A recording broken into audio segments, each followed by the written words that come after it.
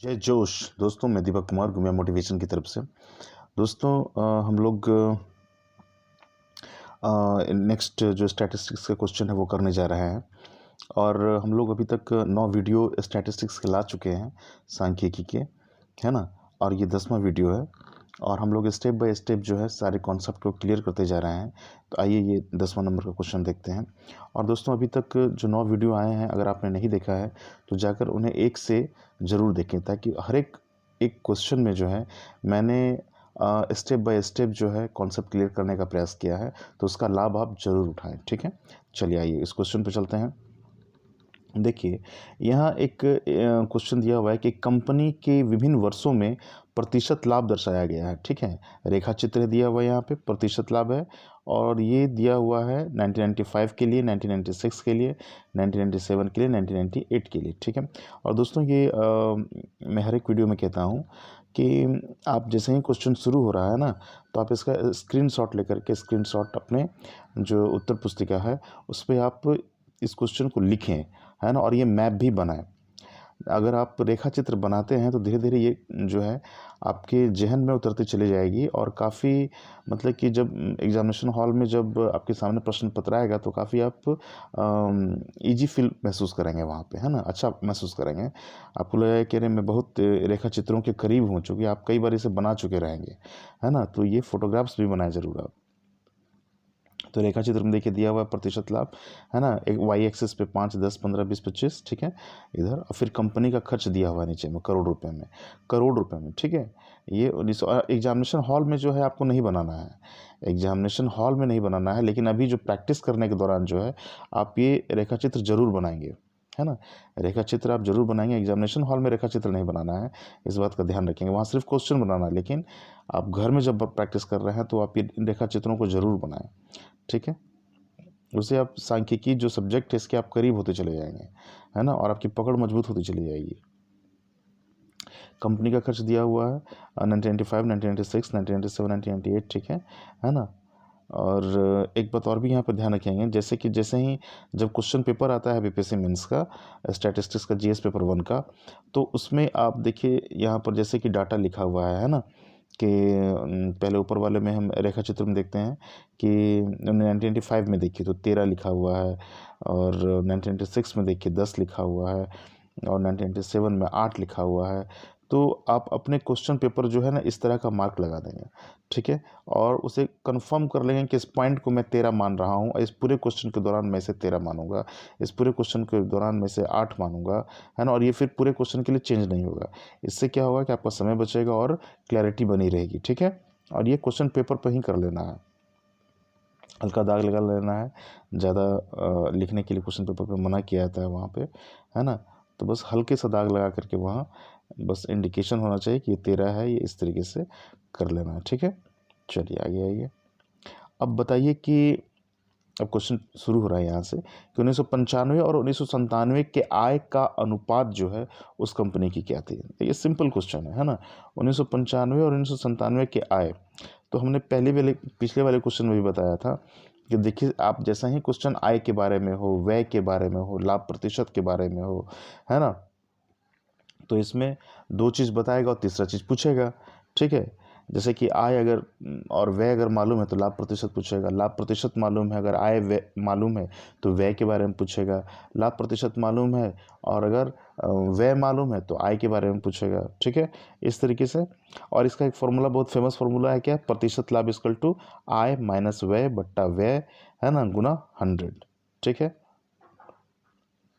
इस बात का अलग रखना है ना। और इसी तरीके से प्रतिशत हानि भी हो सकता है। ठीक है, प्रतिशत हानि भी हो सकता है। बस प्रतिशत हानि में इस बात का ध्यान रखेंगे कि वहाँ हानि तभी होती है ना जब व्यय ज़्यादा होता है ना, खर्चा ज़्यादा हो रहा है ना, और आय इनकम कम आ रही है तो हानि होगा, है ना। तो उसमें व्यय माइनस आय हो जाएगा। ठीक है, व्यय माइनस आएगा, लेकिन नीचे व्यय ही रहेगा, इस बात का ध्यान रखेंगे।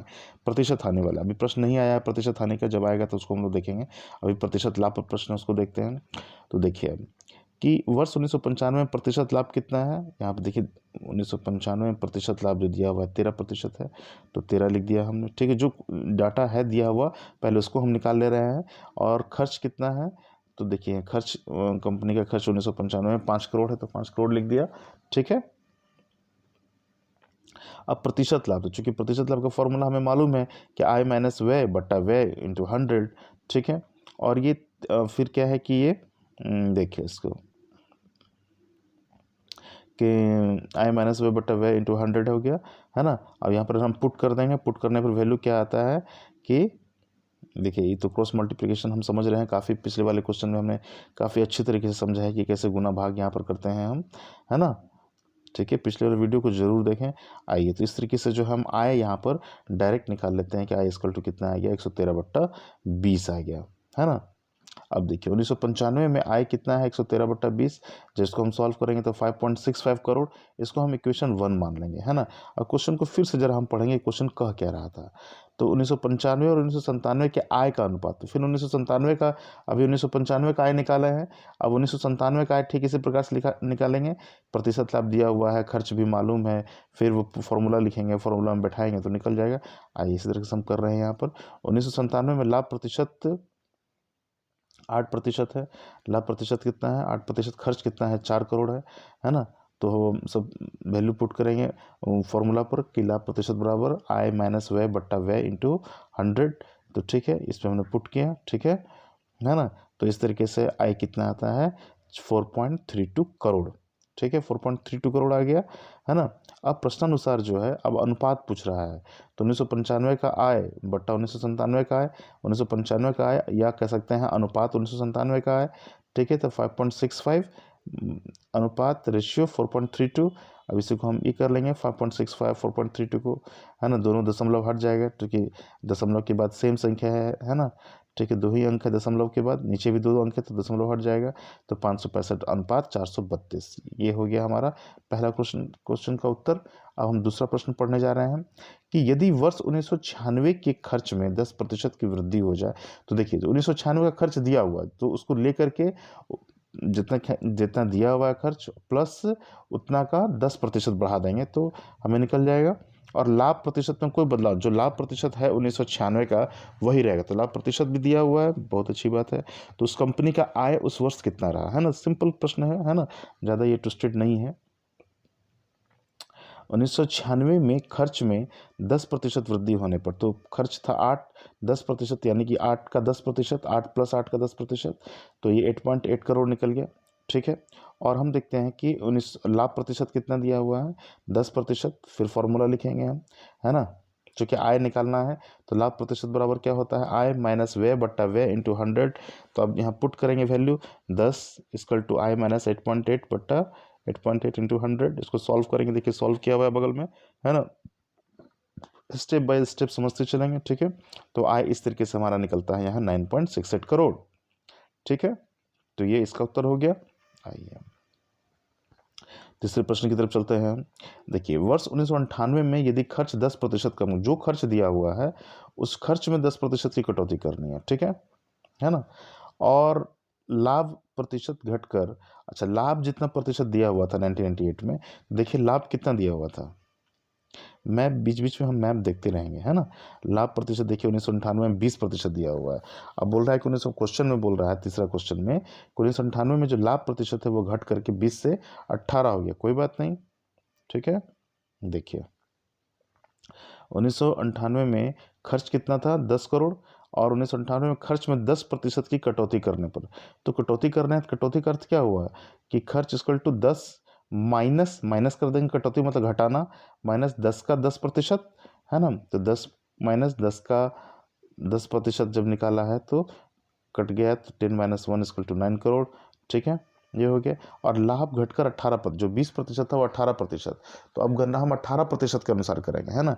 तो अब यहाँ पे लिखेंगे जो फॉर्मूला है लाभ प्रतिशत = आय माइनस व्यय बट्टा व्यय इंटू 100, और लाभ प्रतिशत चूँकि घटकर 18 हो गया है तो 18 लिखेंगे, और 18 कुछ नहीं तो उसके बट्टा 1 कर देंगे, ठीक है।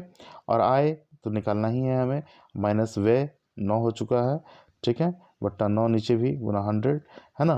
तो अब देखिए 18 × 9, और अब ये क्रॉस मल्टीप्लिकेशन कर रहे हैं यहाँ पर, बिल्कुल सिंपल है ना। और 100 को आय से भी गुना कर देंगे और 100 को 9 से भी गुना कर देंगे तो 900 हो जाएगा, ठीक है। ये -900 जो है इक्वल टू किस तरफ आएगा तो कितना हो जाएगा, प्लस हो जाएगा -900, है ना। तो 18 9 162 से, है ना, प्लस 900 जोड़ देंगे और इधर I equal to I into 100 है, और 162 और 900 को जोड़ें तो कितना हो गया, 1062 हो गया, है ना, इक्वल टू आई इंटू 100। अब देखिए ये अब आई को हम इस तरफ लेते आते हैं, है ना, अपने लेफ्ट साइड, ताकि आराम हो हमको, है ना। आई इंटू 100 इक्वल टू 10 1062। अब आई निकल गया, आई इक्वल टू 100 को हम नीचे भेज देंगे, इक्वल टू किस तरफ, तो भागा में चलाएगा, है ना। 1062/100 इक्वल टू 10.62 करोड़, ये आपका उत्तर हो गया। ठीक है, अब हम नेक्स्ट क्वेश्चन देखते हैं कि 1995 और 1996 के खर्च के अनुपात 1997 और 1998 के खर्च के अनुपात के कितना प्रतिशत है। देखिए इस तरह का जब कितना प्रतिशत पूछता है तो यहाँ पर बिल्कुल एक ध्यान देखने की ज़रूरत है कि यहाँ पर कन्फ्यूज़न नहीं होना है ना। अब यहाँ देखना है कि 1995 1996 का पहले तो खर्च का अनुपात निकालेंगे हम। ठीक है, देखिए वर्ष 1995 1996 में खर्च का अनुपात, तो मैप देख करके पता लगा लेंगे कि कितना खर्च हुआ 1995 1996 में। देखिए 1995 में जो है खर्च कितना हुआ है, तो 1995 में 5 करोड़ है, और 1996 में 8 है ना। तो 1995 और 1996 की बात हम कर रहे हैं, तो 5/8, ठीक है, ये अनुपात निकल गया। अब हम 1997 और 1998 के खर्च का अनुपात, तो फिर वो भी निकालेंगे मैप देख करके, है ना। जो आरेख दिया हुआ, रेखा चित्र दिया हुआ है, तो 4/10, ठीक है। 1997 का 4 करोड़ और 1998 का 10, तो 4/10 हो गया। अब इस बात का ध्यान दीजिए यहाँ पे, आप फिर से क्वेश्चन को पढ़ते हैं। 1995 और 1996 के खर्च का अनुपात, ठीक है, प्रश्न का एक हिस्सा यहाँ कंप्लीट होता है ना। यहाँ कॉमा होना चाहिए था बीच में। 1995 1996 के खर्च का अनुपात। अब जो दूसरा पार्ट शुरू हो रहा है वो कह रहा है 1997 और 1998 के खर्च के अनुपात का कितना प्रतिशत है।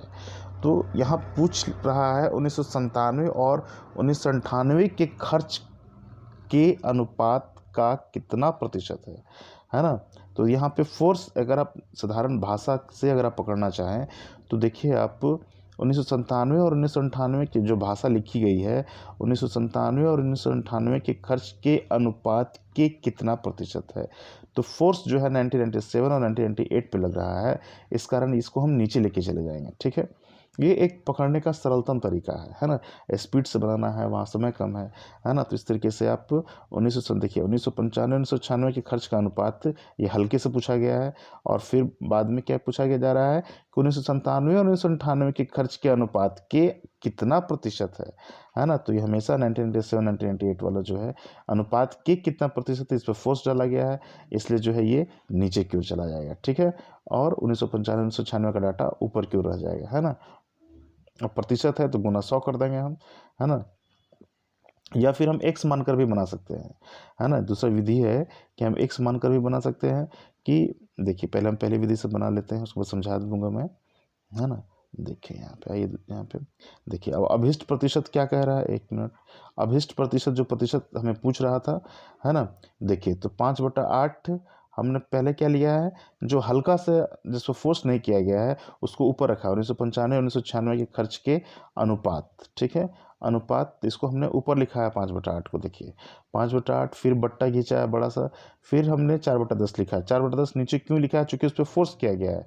1997 और 1998 के खर्च के अनुपात के कितना प्रतिशत है ना, इसलिए हमने नीचे लिख दिया, इस समझने के लिए। ठीक है, 4/10 और गुना 100 कर दिया, तो 5/8, है ना। और ये 4/10 क्या हो जाएगा, उल्टा हो जाता है, तो 10/4 हो जाएगा।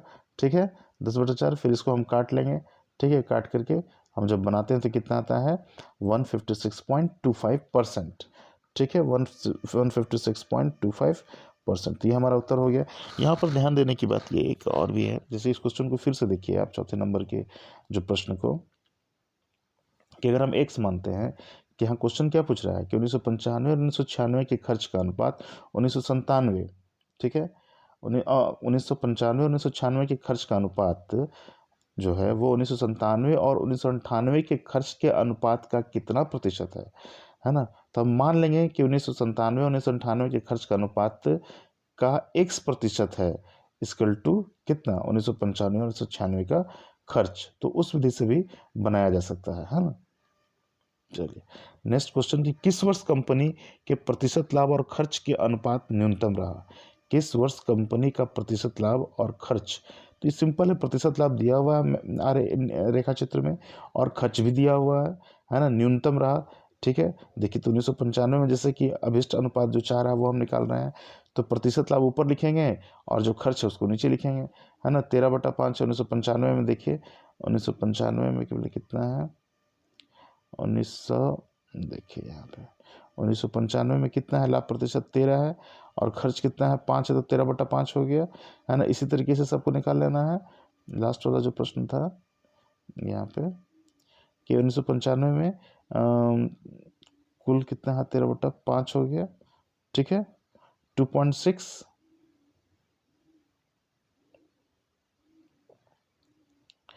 2.6, 2.6, 2.6। ठीक है, इस बात को याद रखेंगे, 2.6 आ गया है। अब क्या है कि 1996 का निकालते हैं, है ना। अब सबका निकाल कर देखेंगे और हम तब तुलना करेंगे कि न्यूनतम किसका है। प्रश्न तो यही कह रहा है ना, कि किस वर्ष कंपनी के प्रतिशत लाभ और खर्च के अनुपात न्यूनतम रहा है, उस हिसाब से काम करेंगे। 1996 में 10/8 इक्वल टू 1.25, है ना, 1.25। ठीक है, और 1997 में 8/4 इक्वल टू 2, 8/4। ठीक है, फिर 1998 में देखिए 20/10, है ना। 20 क्या है, ये लाभ प्रतिशत है और खर्च कितना है, 10 है।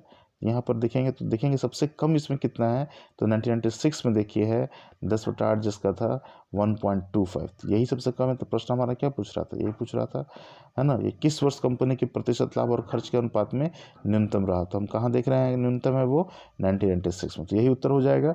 अतः वर्ष 1996 में न्यूनतम रहा।